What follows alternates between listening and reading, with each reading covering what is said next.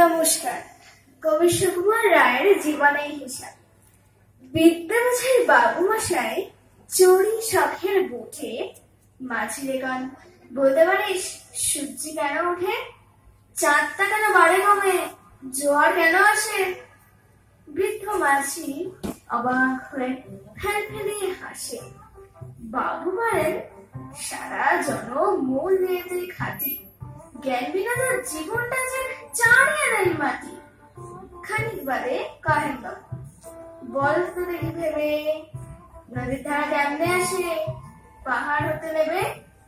বল তো কেন লবণ পোড়া, সাগর ভরা পানি? মাছি সে কয়, আর মশাই অত কি আর জানি? বাবু বলেন, এই বয়সেও জানিস না তাকে, জীবনটা তো খেলো, কষ্ট আনাই ফাঁকি। আবার ভেবে কহেন বাবু, বল তোরে বুড়ো, কেন এমন নীল দেখা যায় আকাশে নেই চূড়ো?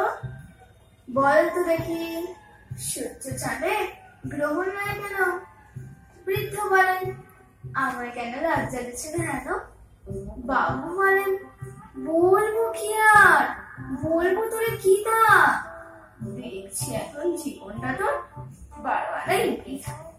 খানিক বাদে ঝড় উঠেছে, ঢেউ উঠেছে ফুলে। বাবু দেখেন নৌকোখানি ডুবলো বুঝে দুলে। মাঝিরে গান, এ কি আপদ ওরে ও ভাই মাঝি, ডুবলো নাকি নৌকো আবার, মরবো নাকি আছি? মাঝি শেখায়, সাঁতার জানো? মাথা নেন বাবু।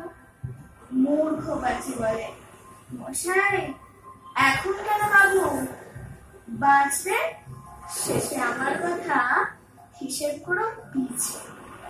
তোমার দেখি জীবনখানা শুরু নাই মিছে। ধন্যবাদ।